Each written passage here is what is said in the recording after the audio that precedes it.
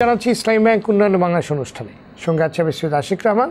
এই অনুষ্ঠানে আমরা সামাজিক ও অর্থনৈতিক বিভিন্ন সূচকে দুর্বার গতিতে এগিয়ে চলা বাংলাদেশের বিভিন্ন খাতের উন্নয়ন চিত্র তুলে ধরার চেষ্টা করি, আলোচনা করি বিভিন্ন খাতের সম্ভাবনা, সংকট, উত্তরণের করণীয় এবং ভবিষ্যৎ পরিকল্পনা নিয়ে। আজ আমাদের আলোচনার বিষয় প্রক্রিয়াজাত খাদ্য শিল্প। আর এই বিষয়ে আলোচনার জন্য আমার সঙ্গে আছেন হক গ্রুপের নির্বাহী পরিচালক কাজী তৌহিদুজ্জামান এবং এরিন ফুড প্রোডাক্টস লিমিটেডের chief operating officer Mohammad Jalal Uddin. দর্শক, প্রক্রিয়াজাত খাদ্যপণ্য উৎপাদন, বহুমুখীকরণ, বিপণন ও রপ্তানিতে বেশ সাফল্য এসেছে বাংলাদেশের। অভ্যন্তরীণ চাহিদা মিটিয়ে গত অর্থবছর প্রক্রিয়াজাত খাদ্য রপ্তানি করে বাংলাদেশ আয় করেছে প্রায় ৭১ কোটি ডলার বা ৬,০০০ কোটি টাকা। যদিও বিশ্ববাজারের তুলনায় এই আয় অতি নগণ্য, তবে সম্ভাবনা রয়েছে অবারিত। কৃষিভিত্তিক রেডি টু ইট ক্যাটাগরির প্রক্রিয়াজাত খাদ্যপণ্যের আন্তর্জাতিক বাজারের আকার প্রায় ৭০,০০০ কোটি ডলার। সরকার ২০২১ সাল নাগাদ এই খাত থেকে রপ্তানি আয় ৬০০ কোটি ডলার এবং ২০৪১ সালের মধ্যে ২৫০০ কোটি ডলারের উন্নতি করার লক্ষ্য নির্ধারণ করেছে। বিপুল সম্ভাবনার সঙ্গে তাল মিলিয়ে দেশে এ খাতে প্রতিনিয়ত বাড়ছে উদ্যোক্তার সংখ্যা। সেই সঙ্গে সৃষ্টি হচ্ছে বিপুল কর্মসংস্থান। রুটি, বিস্কুট, চানাচুর জাতীয় শুকনো খাবার, মিষ্টি, ভোজ্য তেল ও সমজাতীয় পণ্য, ফলের রস, মশলা, পানীয়, জ্যাম, জেলির মতো বিভিন্ন প্রক্রিয়াজাত খাদ্যপণ্য মধ্যপ্রাচ্য, ভারত, নেপাল ও আফ্রিকার দেশগুলো ছাড়িয়ে এখন রপ্তানি হচ্ছে যুক্তরাজ্য, নেদারল্যান্ডস, ইতালির মতো ইউরোপিয়ান দেশগুলোতেও।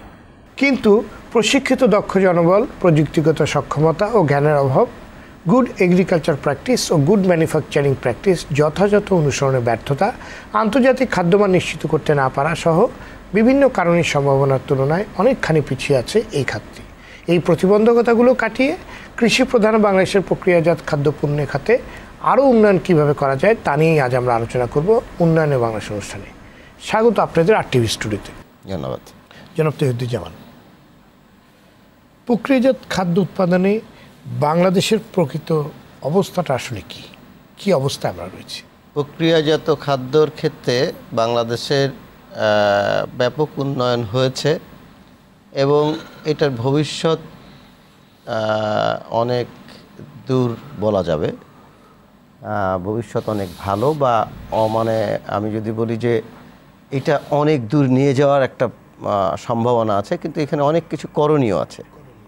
সেই করণীয়গুলো যদি আমরা টাইম টু টাইম না করতে পারি তাহলে আমাদের বিভিন্ন জায়গায় আঘাত পেতে হবে এবং থেমে যেতে হবে বা বাধাগ্রস্ত হবে। বাংলাদেশ, আমরা সব সময় শুনে থাকি যে বাংলাদেশ অর্থনীতিতে উন্নয়ন হচ্ছে এবং উন্নয়নের গতিটা বাংলাদেশে অনেক বেশি, ট্রু, এবং সবাই ঈর্ষান্বিত বাংলাদেশের এই উন্নয়নে। এই দক্ষিণ এশিয়ার মধ্যে বাংলাদেশের অবস্থান ভালো এবং অনেক প্যারামিটারে দক্ষিণ এশিয়ায় বাংলাদেশ অনেক এগিয়ে। আমি যদি বলি যে বাংলাদেশের অর্থনৈতিক উন্নয়ন চোখে পড়ার মতো, সবাই এটা অনুকরণ করছে। তেমনি এইটা নিয়ে যদি আমরা বেশি আত্ম উপলব্ধিতে ভুগি বা আত্মোৎসাহী হয়ে চুপ করে বসে থাকি, আসলে সেই জায়গায় লস হবে। প্রক্রিয়াজাত ফুডের ক্ষেত্রে বাংলাদেশের অপার সম্ভাবনা আছে এবং বাংলাদেশ অনেক এগিয়েছে। সেই ক্ষেত্রে বলা যাবে একটা বড় জায়গা হলো বাংলাদেশের পপুলেশন। বাংলাদেশে হিউজ পপুলেশন, অল্প ছোট জায়গায় মানুষ কনজিউম করার ক্ষমতা আছে, মানুষের বাইং ক্যাপাসিটি দিন দিন বাড়ছে, মানুষ কিনছে, ভ্যারাইটিস কোম্পানি বাড়ছে, উদ্যোক্তা বাড়ছে, ট্রু সব দিক দিয়ে কিন্তু আসলে আমরা এগোচ্ছি। একটা সময় কিন্তু চলে আসবে যখন বাংলাদেশে কনজিউমার বাড়বে না, কিন্তু আপনাকে গ্রো করতে হবে, তো তার জন্য প্রস্তুতি নিতে হবে। আমি যেমন রিসেন্টলি একটা সমীক্ষায় দেখলাম যে বাংলাদেশ 2 বছর আর জনসংখ্যা বাড়বে, তারপরে বাংলাদেশের জনসংখ্যা কমতে থাকবে। তাহলে বাংলাদেশ কি নিচের দিকে যাবে? তা নয়। আসলে বাংলাদেশের এই মানুষের গ্রেড উন্নতি হবে। কেউ নিচু ক্লাস থেকে মধ্যম ক্লাসে আসবে, মধ্যম থেকে উঁচুতে যাবে, তাহলে তাদের জন্য প্রোডাক্ট দরকার। সেই প্রোডাক্টগুলো তৈরির ক্ষেত্রে আমাদের টেকনোলজি দরকার, সেই প্রোডাক্টগুলো তৈরির ক্ষেত্রে আমাদের ইনগ্রিডিয়েন্টস দরকার। এখন তো অলমোস্ট দেখা যায় আমরা ইনগ্রিডিয়েন্টসগুলো সবই ইম্পোর্ট করি। আমরা কিন্তু অনেকটা গার্মেন্টসের মতো প্রক্রিয়াজাত খাদ্য, শুধু শ্রমটাকে অ্যাড করি, তারপরে প্রোডাক্ট বিক্রি করি। গার্মেন্টস যেমন ফ্যাব্রিক্স বাইরে থেকে আসে, এখানে কাটিং হয়, সেলাই হয়, এক্সপোর্ট হয়। কিছুটা আমরা প্রক্রিয়াজাত খাদ্যর ক্ষেত্রেও তাই, প্যাকেজিংয়েও সব আমরা অন্যদের উপর ডিপেন্ডেন্ট, র মেটেরিয়ালসেও তাই। সেই ক্ষেত্রে অনেকটা হচ্ছে টেকনিশিয়ানও তাই। তাহলে আমরা যদি শ্রম একসময় বাংলাদেশে আসবে, শ্রমের দাম আরও বেড়ে যাবে। এখনই কিন্তু প্রোডাকশান কস্ট অনেক বেড়ে গেছে এবং আপনি 2 বছর পরে দেখবেন যে প্রোডাকশান কস্ট অনেক বেড়ে গিয়েছে, যার জন্য গার্মেন্টস কেন আমাদের এখান থেকে চলে যাচ্ছে, কারণ কস্ট বেড়ে যাচ্ছে। দিন যাবে, আপনার শ্রমের মূল্য বাড়তে থাকলে সেই চ্যালেঞ্জগুলোকে তখন আমাকে কি করতে হবে, ভ্যালু অ্যাডেড প্রোডাক্ট তৈরি করতে হবে, প্রিমিয়াম প্রোডাক্ট তৈরি করতে হবে, না হলে তো আমি ভ্যালুতে বিক্রি করতে পারবো না। এখন যে প্রোডাক্টগুলো আমরা করি লোকাল মার্কেটে জেনারেল প্রোডাক্ট, সেটা ঠিক আছে। আমাদের যখন বাইং ক্যাপাসিটি বাড়বে তখনকার জন্য যে প্রোডাক্ট দরকার সেটা তৈরি করতে হবে, সেই তৈরির জন্য পরিকল্পনা দরকার। সেম এইটার আমরা যে অপার একটা এক্সপোর্ট মার্কেট রয়েছে, কোথায় জনসংখ্যা বাড়বে, যেমন আমরা ইউরোপ আমেরিকার কথা বলছি, এটা একটা প্রেস্টিজিয়াস জায়গা, এটা সত্য, কিন্তু ওদের বাজার কিন্তু খুব বড় না, কনজিউমের জায়গাটা ওর চেয়ে বেশি আফ্রিকায়। তো কোথায় এই স্টাডিগুলো করা? যে নিশ্চয়ই এগুলো নিয়ে আপনার কাছে আমি আবার ফেরত আসবো। জনাব জালালউদ্দিন, আপনার কাছে জানতে চাচ্ছি যে বর্তমান প্রেক্ষাপটে দেশের প্রক্রিয়াজাত খাদ্যের চাহিদা কেমন রয়েছে আসলে? বাংলাদেশে ইন্ডাস্ট্রির যে সাইজ এবং যে ম্যান পাওয়ার এবং যে অপরচুনিটি, এখানে অপার সম্ভাবনা এবং এটা দিন দিন বেড়ে যাচ্ছে। এবং এই গ্লোবালাইজেশনের যুগে আপনার বাংলাদেশের যে গ্রোয়িং আপ ইকোনমি, এই ইকোনমির সাথে তাল মিলিয়ে দেশের ফুড ইন্ডাস্ট্রি সেক্টরে একটা বিশাল পরিবর্তন আসতেছে। এখানে হাইটেক ইন্ডাস্ট্রিগুলো, এখানে আরও বেশি রিসার্চ কাজ, এখানে আরও বেশি দেশের যে স্বনির্ভরতা, এটার জন্য আমাদেরকে এই ফুড ইন্ডাস্ট্রিতে অনেক একটা বিপ্লব ঘটবে। এবং আমি আপনাকে পাশাপাশি বলতে পারি, বাংলাদেশ থেকে ইতিমধ্যে ছোট বড় প্রায় 360টা কোম্পানি এক্সপোর্ট করে থাকে এবং এটা খুব একটা রাইজিং সেক্টর, যেটা 2010 সালে আমাদের সমীক্ষা মতে এটা $52 মিলিয়ন, $52 মিলিয়ন এক্সপোর্ট হয় বাংলাদেশ থেকে, যেটা 2017-18 অর্থ বছরে প্রায় $253 মিলিয়ন। ইস 5 টাইম গ্রো করছে মার্কেটটা। তো আমি আমাদের তহিদুজ্জামান ভাইয়ের সাথে এখানে আরেকটু অ্যাড করবো, সেটা হলো আরএমজিতে আসলে ভ্যালু এডের জায়গাটা কম আরএমজিতে, বাট অ্যাগ্রো সেক্টরে ভ্যালু এডের জায়গাটা অনেক বড়। কিন্তু আমরা এখানে মোর দেন 80% ভ্যালু অ্যাড করে, যেহেতু আমরা এই দেশটা মূলত কৃষিভিত্তিক একটা দেশ, এবং সেখানেই বলা হচ্ছে এখন অপার সম্ভাবনা, রাইট। এবং প্রধানমন্ত্রীর বক্তব্যে কিন্তু উনি বারবার কিন্তু অ্যাগ্রো সেক্টরকে গুরুত্ব দিচ্ছেন। আমরা দেখছি যে বিভিন্ন কেমিক্যাল ইন্ডাস্ট্রির যে সাইড এফেক্ট, আমাদের এত মূল্যবান জমি, আমাদের যে উর্বর ফসলের মাঠ, সেগুলো ধ্বংস করে যে কস্টের কথা, যে ইম্পোর্টেড প্রাইসের কথা আমরা চিন্তা করছি, সেটাতে যদি কৃষির উপর আমরা জোর দিই তাহলে একটু 2 টাইমস বেটার ইম্প্যাক্ট আমাদের আছে। আমরা কিন্তু পরিবেশ এবং পানি দূষণের কথাটা মাথায় আনছি না। জি, এখানে ধরেন আমরা বলতে চাচ্ছিলাম, ওগুলো যদি আমলে আনি তাহলে কিন্তু আমাদের কৃষি আমাদের জন্য একটা নিয়ামত। এক্স্যাক্টলি। এবং আপনার এই সেক্টরটা থেকে আমরা ধরেন যে 2021 সালে আমরা মোর দেন 500 মিলিয়ন এক্সপোর্টের একটা প্ল্যানিং করা আছে, যেটা আপনারা ঢাকা চেম্বার অফ কমার্স করতে গিয়ে একটা প্রেস রিলিজও হয়েছে যে 2021 সালে $500 মিলিয়ন এক্সপোর্ট ছাড়াবে। আমি পাশাপাশি বলতে চাই যে এইখানে দেখেন, বাংলাদেশ কিন্তু যখন ইকোনমি ডেভেলপ করতেছে, ইকোনমি ডেভেলপ করার সাথে সাথে কিন্তু মানুষের মধ্যে ফুড হ্যাবিট চেঞ্জ আসতেছে। মানুষ কিন্তু কোয়ালিটি ফুড চাচ্ছে, এবং কোয়ালিটি ফুডের মার্কেট কিন্তু বড় হচ্ছে। আপনার এখন থেকে মনে হয় 1 বছর আগে প্রথম আলোর একটা সমীক্ষা আসছে যে বিস্কিট ইন্ডাস্ট্রির প্রতি মাসের টার্নওভার 5,000 crore, 5,000 কোটি টাকা। কিন্তু 5,000 কোটি টাকার মধ্যে ধরেন আমরা যদি supposed to be definitely Olympic is right now market leader in the market, but 150 কোটি বা 160 কোটি টাকার মধ্যে আছে। বাট তাহলে এত বিগ সেল কোথা থেকে আসতেছে? এখানে এখনো মার্কেটে অনেক গ্যাপ আছে, কিন্তু এখনো প্রচুর ইম্পোর্ট প্রোডাক্ট আসতেছে, আমরা কিন্তু এখনো ইম্পোর্ট ডিপেন্ডেন্ট। তাছাড়াও লোকালি অনেকেই যেমন মনে করেন কিছু অঞ্চল ভিত্তিক, যেমন চট্টগ্রামের অনেক বেকারি, তাদের যেমন বেলা বিস্কুট কিংবা এরকম ওর একটা কনজাম্পশন আছে।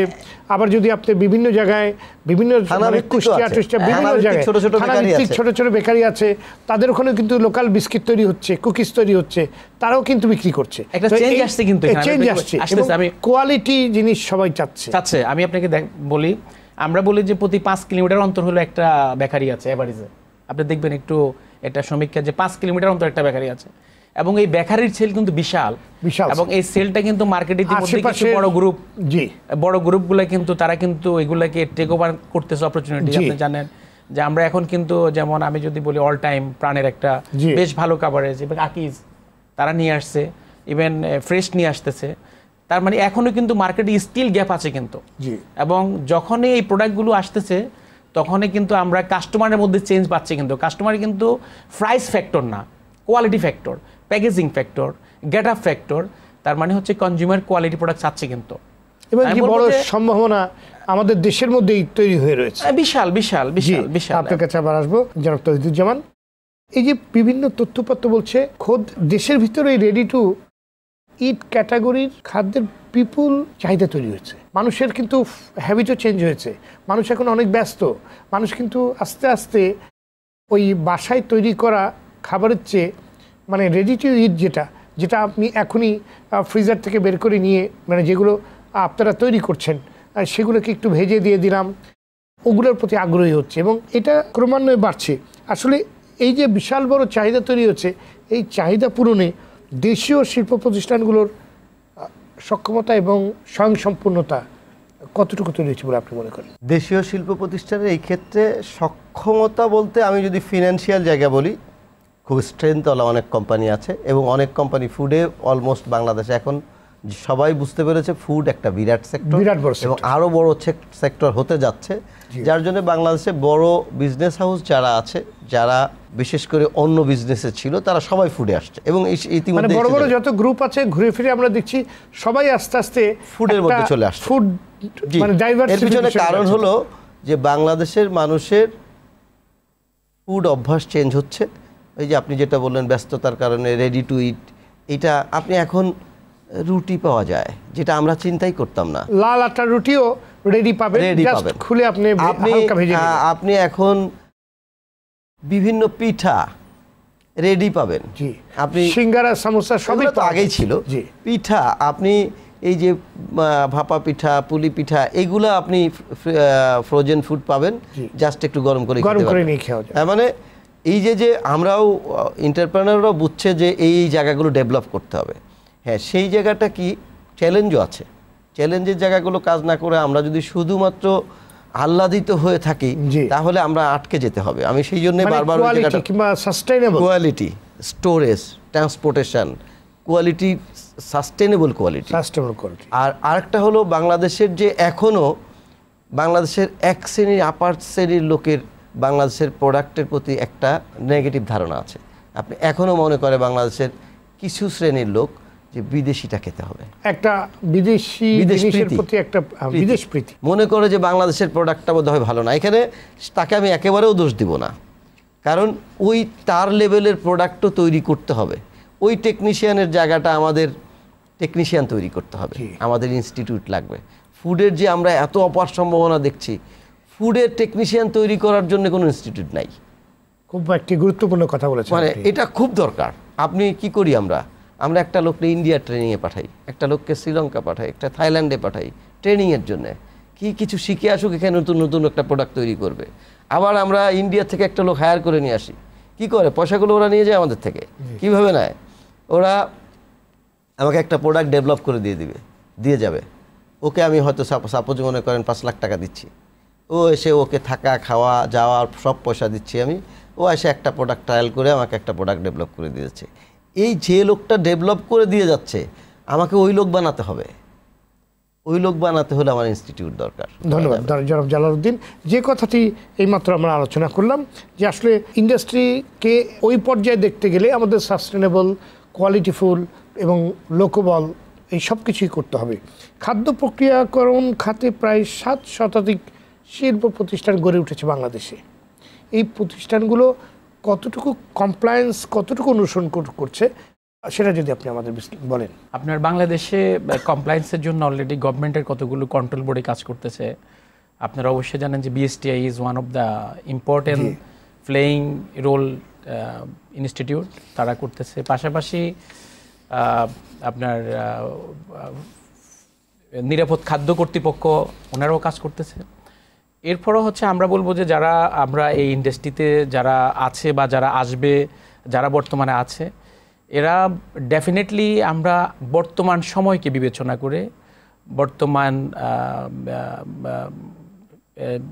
যে ডেভেলপমেন্ট ইকোনমি এবং ওয়ার্ল্ডের যে চাহিদা বা দেশের যে চাহিদা, এটাকে বিবেচনা করে আমাদের ইন্ডাস্ট্রিগুলোকে আমরা ডেভেলপ করতে হবে। আদারওয়াইজ দেখা যাবে ইন লং রান আমরা কিন্তু ইন্ডাস্ট্রি বা আমাদের এই সেক্টরে কিন্তু আমরা আগাইতে পারবো না।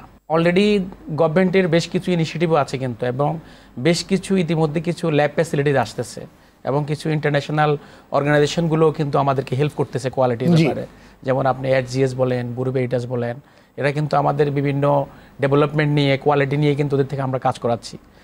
এবং এটা কন্ট্রোলিং বলেন বা ডেভেলপমেন্ট বলেন, এই জিনিসগুলো আসলে একটা কন্টিনিউ প্রসেস, এগুলা হতে থাকবে আপনার, এবং এর মাধ্যম দিয়ে আমাদেরকে এই ইন্ডাস্ট্রিতে একটা ডেভেলপমেন্ট নিয়ে আসতে হবে। আমরা জানি আপনারা একটি অন্যতম কোম্পানি যারা রেডি টু ইট ক্যাটাগরির খাদ্যদ্রব্য সবচেয়ে বেশি আপনার বিদেশে রপ্তানি করেন, এবং আপনারা বেশ নামও করেছেন।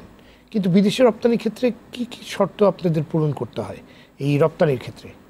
কারণ আমরা জানি খাদ্যদ্রব্য রপ্তানি এটা আর 10টি পণ্য রপ্তানির মতো না, এটা অনেক টেকনিক্যাল এবং অনেক সার্টিফিকেট এটার জন্যে আন্তর্জাতিক কিছু ক্যাটাগরি মেনটেন করতে হয়।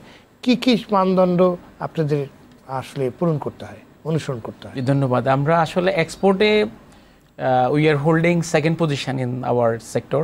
আপনি অবশ্যই খুশি হবেন এটা আমরা সবাই জানি। জেনে আমরা এক্সপোর্টে আমরা 2009 থেকে শুরু করে আমরা এক্সপোর্টে আমরা খুব ভালোভাবে আছি, ভালো করতেছি। এক্সপোর্টে আসলে আমরা যদি বাইরের কান্ট্রিগুলোর কথা চিন্তা করি, আপনি জানেন প্রত্যেক কান্ট্রি তাদের ইন্ডিভিজুয়াল একটা কন্ট্রোল বডি আছে, ফুড সেফটি কন্ট্রোল, এবং প্রত্যেক দেশেই আমাদেরকে ফুডের ওই মান রেখেই কিন্তু এক্সপোর্ট করতে হয়। এই ক্ষেত্রে কিছু কিছু ক্ষেত্রে ধরেন যে আমরা হয়তো দেখা যায় যে আমরা যেমন ISO সার্টিফাই করতে হয়, হেসাপ লাগবে, আপনার GMP করে নিতে হবে, আপনার অনেক ক্ষেত্রে আমাদের ইন্সপেকশনের করে নিতে হয়। কমন একটা রিকোয়ারমেন্ট থাকে, ফাইটো সার্টিফিকেট দিতে হবে আপনাকে, এটা ফাইটো স্যানিটারি সার্টিফিকেট বলি আমরা। এটা কান্ট্রি টু কান্ট্রি ডিপেন্ড করে, আসলে কান্ট্রি টু কান্ট্রি ডিপেন্ড করে। কমনলি এই জিনিসগুলো হচ্ছে একবারে average practice for all countries, but more or less এগুলোর মধ্যে আমাদেরকে সার্টিফিকেশন এর মধ্যে থাকতে হয় আর কি। জনাব তৌহিদুজ্জামান, অভ্যন্তরীণ বিশ্ববাজারের বিপুল সম্ভাবনাকে কাজে লাগানোর জন্য আসলে আপনি কি কি ধরনের প্রতিবন্ধকতা আপনি দেখতে পান, কিংবা কি কি প্রতিবন্ধকতা বিদ্যমান? এক্সপোর্টের ক্ষেত্রে যদি বলি, তাহলে আমরা মিডল ইস্টে করি, আমরা আফ্রিকায় করি, ইউরোপে করি, এই সব জায়গায় আমাদের প্রোডাক্ট যায়। তো অ্যাকচুয়ালি প্রোডাক্ট যায়, আমরা মিডল ইস্টে যে প্রোডাক্টটা আমাদের যাচ্ছে, এটা যাচ্ছে সবই বাংলাদেশি শ্রমিকদের জন্য। বাংলাদেশ শ্রমিকদের অ্যাকচুয়ালি মিডল ইস্টের যারা বাসিন্দা তারা কিন্তু আমাদের প্রোডাক্ট কিনছে না, মানে আমরা আসলে এক্সপোর্ট করছি ফর বাংলাদেশি পিপল, মানে তারা বাংলাদেশি কমিউনিটি, এইখান থেকে শ্রমিক, ওইখানে যারা কারা থাকে শ্রমিক শ্রেণীর লোক, তার মানে আপনি যাচ্ছে কিন্তু লোয়ার ক্যাটাগরি প্রোডাক্টগুলো, লোয়ার প্রাইস, এখানে একটা প্রাইস ওয়ার বা এই টাইপের প্রোডাক্ট, ওরা বাংলাদেশি প্রোডাক্টগুলো খুঁজে ওদের জন্য এই প্রোডাক্টগুলো এক্সপোর্ট হচ্ছে। সেম থিং আপনি অন্য অন্য কান্ট্রিতেও অলমোস্ট এইরকম। আফ্রিকায় বাংলাদেশি লোক হয়তো এরকম নাই, কিন্তু আফ্রিকার লোকগুলো আরও দরিদ্র, তাদের জন্যে আরও লোয়ার প্রাইসের প্রোডাক্ট দিতে হয়। তার মানে আপনি অ্যাকচুয়ালি যদি আমরা বলি যে এখনও আমরা যেটা এক্সপোর্ট করছি সেটা আমাদের বাংলাদেশি লোকের জন্য, মানে ইউরোপিয়ান কমিউনিটি কিংবা তাদের স্ট্যান্ডার্ড ধরে আমরা ওই স্ট্যান্ডার্ডের প্রোডাক্ট এখনো তৈরিই করি নাই। আমি ওই জায়গায় বলছি, এখানে একটা বিরাট রোল আছে। পৃথিবীটাকে যদি একটা বাজার ধরি, বাংলাদেশ একটা ছোট্ট বাজার। কিন্তু কেন করছেন না আমার প্রশ্ন। এখন অ্যাকচুয়ালি যদি বলি যে আমাদের দেশের এইটা ছিল শুরুর জায়গাগুলা, জি। যে আসলে আমরা এক্সপোর্ট করছি, এটাই খুব ভালো একটা শব্দ যে আমরা অনেক টাকা এক্সপোর্ট করছি, এটা শুনতে ভালো শোনায় এবং আমরা এটাকে সেইভাবে বড় করে বলতে পারছি। জি। যেহেতু বাঙালি একটা প্রচুর মানে পপুলেশন সমস্ত পৃথিবীতেই আছে, মিডল ইস্টে বেশি আছে, আমরা সেই জায়গার বাজারটাকে, এটাও আমি বলবো একটা ভালো সাইড যে ওই কনজিউমারগুলো আমাদের প্রোডাক্ট কিনছে। জি। তারা তো না হলে সৌদির প্রোডাক্ট কিনতো, নাহলে কাতারের প্রোডাক্ট কিনতো, বা অন্য দেশ থেকে ইন্ডিয়ান প্রোডাক্ট কিনতো। সেইটাকে আমরা প্রোটেক্ট করেছি, মানে আমাদের ওটা আমরা প্রোটেক্ট করতে পেরেছি। আচ্ছা, তো সেই ক্ষেত্রে আমাদের ওই জায়গাটা কাজ করতে হবে। শুধু যে প্রাইভেট সেক্টরের কোম্পানিগুলো করলেই হবে তা না, এখানে গভর্নমেন্টের যারা ওই সব দেশের দূতাবাসগুলো আছে তাদের কিছু, রিসেন্টলি আপনার একটা অর্গানাইজ করেছে অবশ্য কাতারে, একটা মেড ইন বাংলাদেশ নামে কাতার এমবাসি একটা ফেয়ার করেছে, শুধু বাংলাদেশি কোম্পানিগুলো অ্যাটেন্ড করেছে। জি। তো সেইখানে এই সবই ফুড বলা চলে, ম্যাক্সিমামই ফুড, সবই ফুড এবং বাংলাদেশি কোম্পানিগুলো অ্যাটেন্ড করেছে। সেইখানে কাতার এমবাসি করার পিছনে হলো যেহেতু 2022-তে কাতারে বিশ্বকাপ আছে, প্রচুর পপুলেশন, এখানে লোক আসবে, একটা বিরাট আয়োজন হবে, সেই উপলক্ষে বাংলাদেশের প্রোডাক্টগুলো যাতে ওইখানে স্থান পায় বা জায়গা দখল করতে পারে সেই উদ্দেশ্য করে করা ভালো এটা। কিন্তু আমি বলবো যে এইটা আসলে কিছুটা হয় কি যে মানে অবয়বটা, বাইরের আবরণটা সুন্দর কিন্তু ভিতরের ওয়ার্কটা আসলে প্রপারলি হয় না, যার জন্যে আসলে উদ্দেশ্যটা সুন্দর, এরকম প্রত্যেক দেশেই আসলে দরকার। সেই ক্ষেত্রে কি দরকার, সেক্ষেত্রে আমি যদি ইউরোপের একটা কান্ট্রিতে প্রোডাক্ট এক্সপোর্ট করি, তাহলে ইউরোপের লোকরা যেই প্রোডাক্টটা খায় সেই প্রোডাক্টটা বানাতে হবে। সেই প্রোডাক্টটা বানাতে হলে সেই টেকনিশিয়ান লাগবে, টেকনিশিয়ান তৈরি করতে হবে, সেই ইনগ্রিডিয়েন্ট লাগবে। এটা কিন্তু একটা বড় সুবিধা আছে। জি, এখানে যেমন দক্ষ জনবলের একটি ব্যাপার রয়েছে। জি। আমরা কাঁচামাল আমদানির ক্ষেত্রে এই সেক্টরে আমরা আত্মনির্ভরশীল কতটুকু হতে পেরেছি? ফুডের সেক্টরে আমি বলবো যে প্রক্রিয়াজাত ফুডের ক্ষেত্রে বেশিরভাগই আমাদেরকে ইম্পোর্ট করতে হয়। বেশিরভাগই করতে হয়, কিন্তু আমাদের দেশে তো আটা, ময়দা, আটা আমরা বলি যে আটা, কিন্তু আমরা কৃষি প্রধান দেশ, কেন তাহলে আমাকে কৃষি প্রধান দেশ, আমরা হয়তো চালে রাইস যেটা সেইটা হয়তো আমাদেরকে ইম্পোর্ট করতে হয় না, তাও কিছু করতে হয়, যেটা হলো যেমন আপনি কাটারি ভোগ চাল যেটা পাকিস্তান ইন্ডিয়া থেকে আসে, ওটা আমাদের দেশে ওইভাবে হয় না, ইদানিং কিছু প্র্যাকটিস শুরু হয়েছে। চালে মোটামুটি আমরা স্বয়ংসম্পূর্ণ, এটা বরং আমরা কিছু এক্সপোর্ট করতে পারি। কিন্তু আমরা যে টাইপের ফুড করি, আমাদের প্রধান উপাদান হলো flower, that means wheat, sugar, oil, এই তিনটাই কিন্তু ইম্পোর্ট বেস। তিনটাই আপনাদের ইম্পোর্ট করতে হয়। কিন্তু আমরা না করলেও আমরা যারা ইম্পোর্ট করে তাদের কাছ থেকে আপনি নিতে হবে। যেমন সুগার, আমাদের দেশে সুগার মিল আছে, কিন্তু আমাদের দেশের সুগার মিলগুলা 3 মাসের ফ্যাক্টরি, মানে ওরা সুগার ক্যান থেকে করে। আর অন্য যে সুগার মিলগুলো রিফাইনারি আছে, তারা ক্রুড এখানে ইম্পোর্ট করে, এখানে রিফাইন করে, তাদের প্রাইস অনেক কম।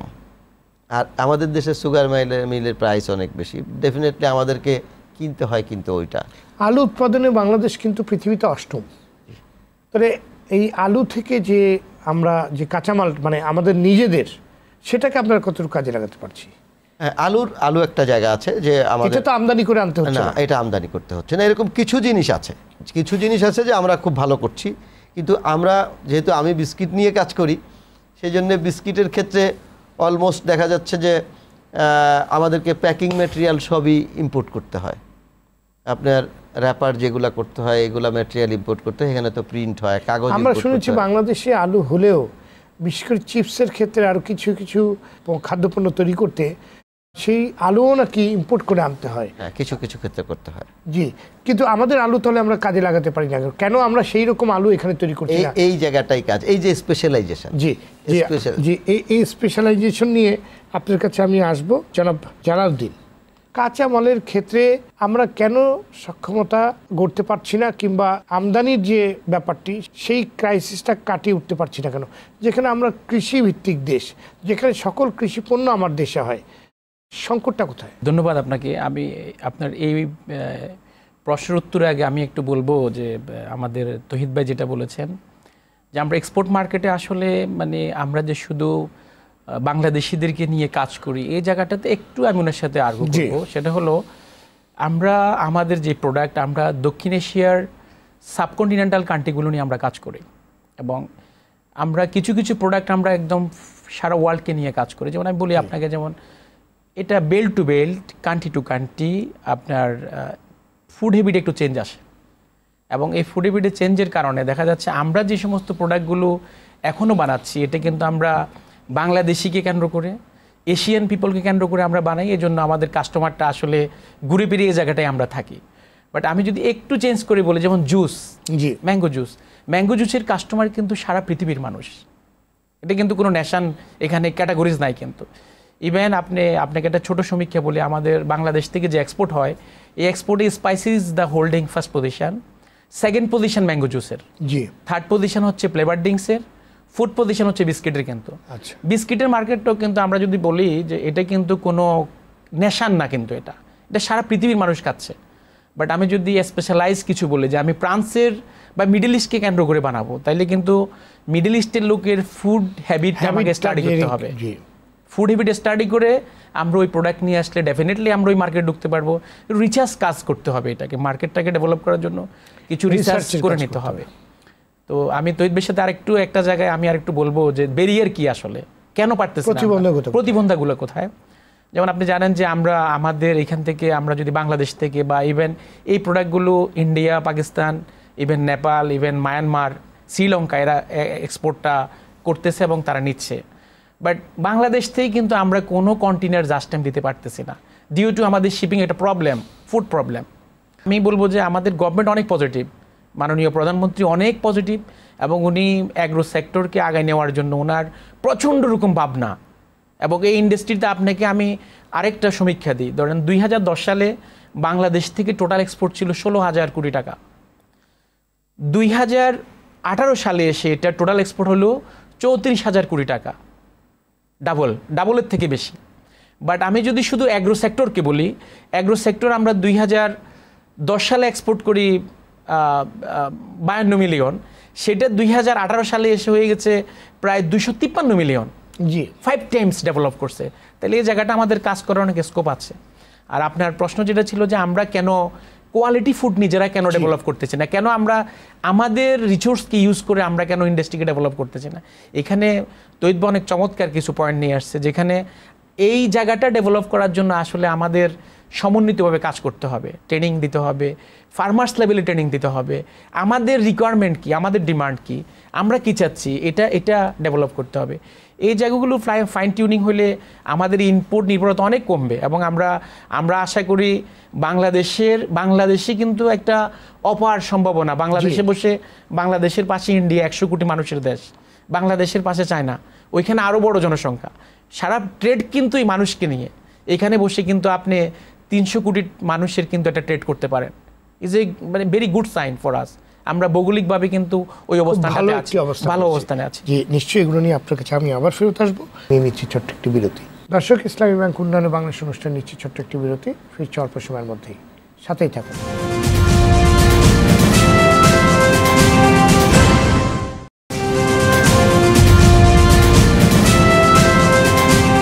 দর্শক, বিরতির পর আবারও স্বাগত ইসলামী ব্যাংক উন্নয়ন বাংলাদেশ অনুষ্ঠানে। সঙ্গে আছে আমি সৈয়দ আশিক রহমান। আজ আমরা কথা বলছি প্রক্রিয়াজাত খাদ্য শিল্প নিয়ে।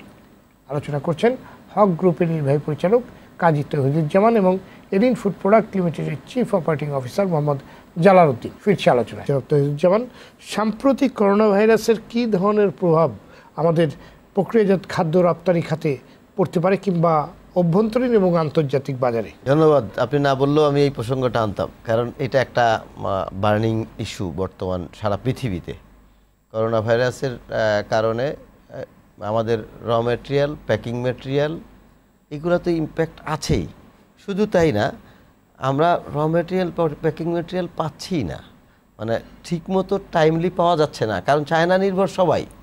আর এখন শুধু চায়না না, সারা পৃথিবী। আপনি রিসেন্টলি বোধহয় দেখে থাকবেন যে সারা পৃথিবীতে বাংলাদেশের বিমানের 30% প্যাসেঞ্জার কমে গেছে, সারা পৃথিবীতে ট্রাভেল কমে গেছে।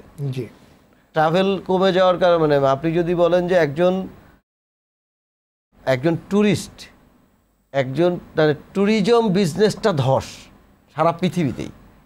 কারণ হলো একজন ট্যুরিস্ট, আমি এর আগে একটা সেমিনারে দেখেছিলাম, একজন ট্যুরিস্ট 111টা বিজনেসকে বুস্ট করে। একজন ট্যুর করতে গেলে সে যেই জায়গা খরচ করে তাতে সেইখানকার 111টা বিজনেস সেক্টর ডেভেলপ হয়। তার মানে এই জায়গাগুলো কিন্তু এখন স্থবির হয়ে গেছে। এবং আমরা অটোমেটিক্যালি এখন raw material, packing material, even technician, মেশিনারিজও, পার্টসপত্র, এই প্রত্যেকটা জায়গায় কিন্তু উই আর সাফারিং। এবং তাতে কিছু জায়গায় প্রাইস বেড়ে যাচ্ছে, কিছু আমাদের দেশের কিছু অসাধু ব্যবসায়ী আছে যারা ইম্পোর্ট করে বিক্রি করে, সরি, তো সেই ক্ষেত্রে তারা যেটা করছে যে প্রাইস ডাবল করে দিয়েছে, কেউ বলতেছে প্রায় প্রোডাক্ট নাই, এরকম একটা সেক্টর মানে অবস্থা আছে। এবং এইটা যদি দীর্ঘায়িত হতে থাকে, আমি বলবো যে পৃথিবীর জন্য, গ্লোবাল মার্কেটের জন্য একটা বিরাট ক্ষতির মানে সম্ভাবনা আসছে। যদি এইটাকে এখানেই থেমে না যায় বা কমতে না থাকে, তাহলে এই ইম্প্যাক্টটা আরও কত বড় হতে পারে এটা আমরা হয়তো এখন কল্পনা করছি না। এবং আমার মনে হয় যে এটা নিয়েও আমাদের স্টাডি করা দরকার। যদি করোনা এইভাবে বাড়তে থাকে তাহলে আফটার 2 মান্থস কী হবে, আফটার 6 মান্থস কী হবে, আফটার 1 ইয়ার কী হবে। সেটাও তো একটি পরিকল্পনার ব্যাপার। জি, যে সেই পরিকল্পনাটা নিয়ে কতটুকু আপনারা এগোচ্ছেন? আমরা ওইটাই বলছি, কারণ ঝড় ঝঞ্ঝা যে কোনো সময় আসতে পারে, কিন্তু সেটাকে মাথায় রেখেই তো সামনে এগোতে হবে। আমরা যেমন এখন কি করছি, আমরা চায়নার অল্টারনেটিভ যারা আছে, আমরা সেসব জায়গায় এখন ইম্পোর্ট যে আইটেমগুলো করি অল্টারনেটিভ জায়গা থেকে করছি। এখন চায়নার অল্টারনেটিভ আছে আপনার থাইল্যান্ড, কিছু জিনিস তো আপনারা ব্রাজিল থেকে অনেক আগে থেকে আনতে, এটা আছে, সেটাও আছে, অল্টারনেটিভ অনেক জায়গা আছে। কিন্তু আমরা কিছু জায়গায় চায়নার উপরে একেবারে ডিপেন্ডেন্ট হয়ে গেছিলাম। মেশিনারিজের ক্ষেত্রেও সেম। চায়না যাওয়ার পিছনে কারণ কি? চায়না যাওয়ার পিছনে কারণ হলো চায়না এমন একটা দেশ যাদের যে কোনো প্রাইসে প্রোডাক্ট তৈরি করে দিতে পারে, মেশিনারিজের ক্ষেত্রেও তাই, কোয়ালিটি যেটাই হোক। আর একটা হলো র মেটেরিয়ালস, সব ধরনের র মেটেরিয়ালস তাদের ওখানে হয়, জি, তারা করতে পারে, তাদের সব ধরনের র মেটেরিয়ালস, আপনি যেটাই বলবেন সব আছে তাদের কাছে। চায়না করে না এমন কিছু নাই। তো এক ছাতার নিচে সব পাওয়া যায়, একটা বড় সুবিধা, যেটা আপনি কিছু জিনিসের জন্য থাইল্যান্ড যেতে হবে, কিছুর জন্য আপনি মালয়েশিয়া যেতে হবে, এরকম আছে। তো আমরা অলরেডি কিন্তু সেই জিনিসগুলো অল্টারনেটিভ জায়গাগুলো সোর্স করছি। এখন যদি থাইল্যান্ডও সেমভাবে এফেক্টেড হয়, যদি মালয়েশিয়াও তাই হয়, এরকম জাপানও তাই হয়, তখন কি হবে?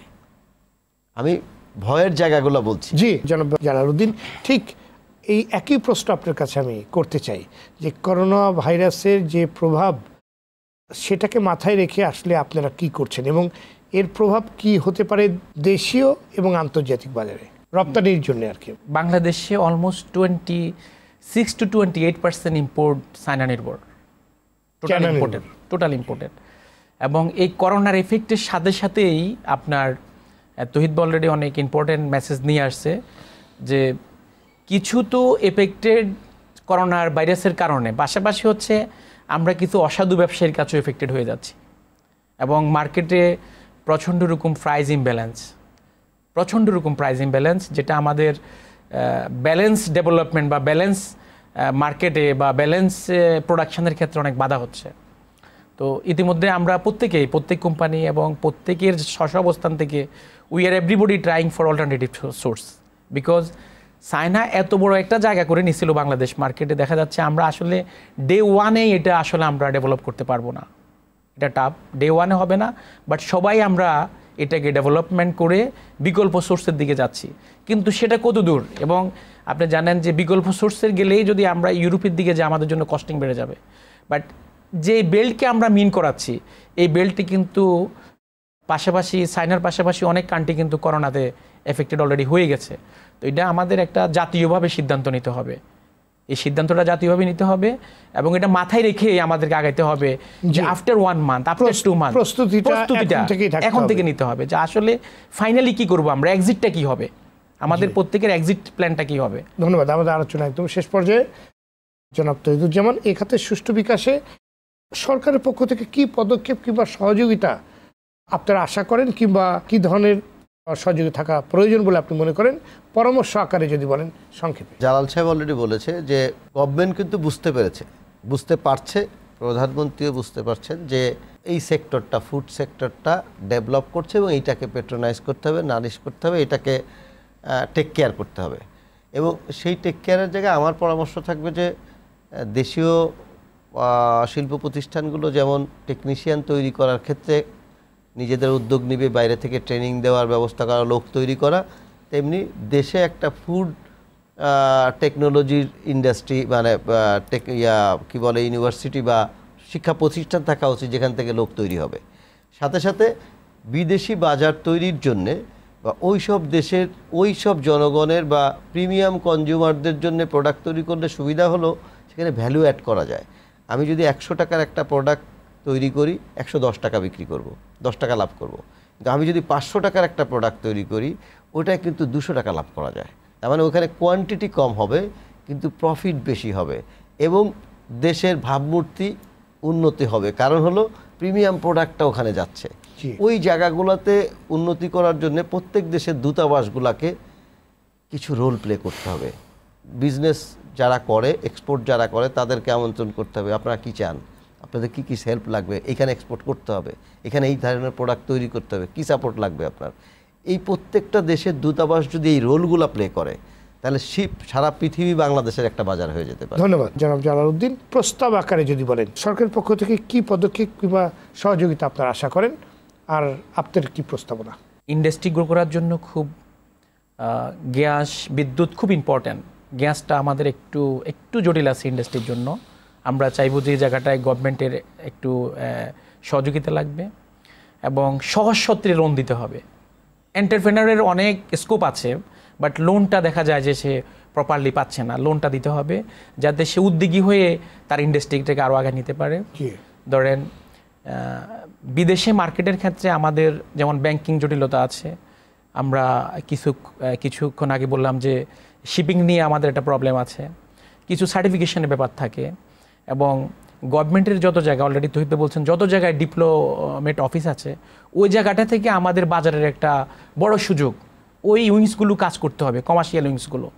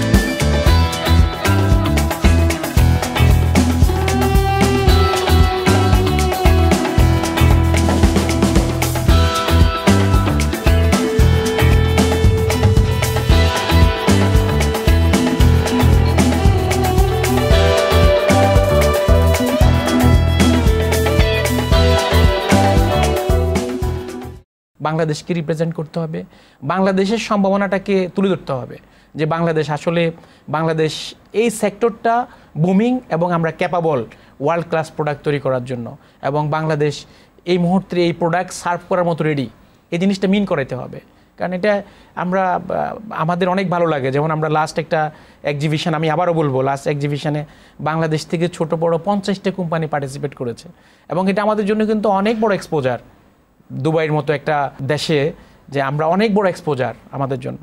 তা আমি এই জায়গাগুলো যদি গভর্নমেন্ট কনসেন্ট্রেট হয়, তাহলে এই সেক্টর থেকে গভর্নমেন্টের যেই ইচ্ছা বা তাদের যে ভাবনা, এই ভাবনা পূরণটা আসলে আমার কাছে কঠিন বলে মনে হচ্ছে না। সুযোগ অনেক আছে, সুযোগ অনেক আছে। আমরা যদি সবাই সহযোগিতা করে, আমরা সবাই একত্রিত হয়ে কাজ করি, আমরা এই দেশকে, এই ইন্ডাস্ট্রিকে আগায় নিতে পারবো এবং আমরা আমাদের লক্ষ্যমাত্রায় পৌঁছে যাব বলে আমার বিশ্বাস। ধন্যবাদ আপনাদের দুজনকে আজকে আলোচনায় যোগ দেওয়ার জন্য। ধন্যবাদ। দর্শক, খাদ্য প্রক্রিয়াজাতের মাধ্যমে বিভিন্ন পণ্য তৈরি করে এই শিল্প খাতটি একদিকে যেমন কৃষি পণ্যের সংরক্ষণ ও ন্যায্য মূল্য নিশ্চিত করছে, তেমনি স্বাস্থ্যসম্মত ও পুষ্টিকর এসব খাদ্য দেশের মানুষের পুষ্টি চাহিদা মিটিয়ে বিদেশে রপ্তানি করে বিপুল বৈদেশিক মুদ্রাও আয় করছে। সুতরাং এ খাতের সুষ্ঠু বিকাশে বিশেষ পরিকল্পনা গ্রহণ করতে হবে। যে ট্যাক্স ফোর্স গঠন করা হয়েছে তাকে সক্রিয় করতে হবে। এ খাতের দক্ষ জনবল তৈরিতে উন্নত প্রশিক্ষণের ব্যবস্থা করতে হবে। উন্নত প্রযুক্তি সম্পর্কে ধারণা দিতে দেশব্যাপী বিশেষ কর্মশালা আয়োজন করতে হবে। ক্ষতিকর কীটনাশক ও প্রিজারভেটিভ ব্যবহারের বিরুদ্ধে সচেতনতা সৃষ্টির মধ্যে দিয়ে গুড এগ্রিকালচার প্র্যাকটিস ও গুড ম্যানুফ্যাকচারিং প্র্যাকটিস নিশ্চিত করতে হবে। রপ্তানি উৎসাহিত করতে এই খাতে বিশেষ প্রণোদনা দেওয়া যেতে পারে। সারা দেশে প্রক্রিয়াজাত যে খাদ্যগুলোর বিশেষ খ্যাতি রয়েছে তা বিশ্ববাজারে ছড়িয়ে দেওয়ার উদ্যোগ নিতে হবে। দর্শক, আজ পর্যন্তই। অনুষ্ঠানটি পুনঃপ্রচার হবে সকাল 8টায় আগামী শুক্রবার। আবারও দেখা হবে। সবাই ভালো থাকুন, সুস্থ থাকুন। সঙ্গে থাকার জন্য ধন্যবাদ।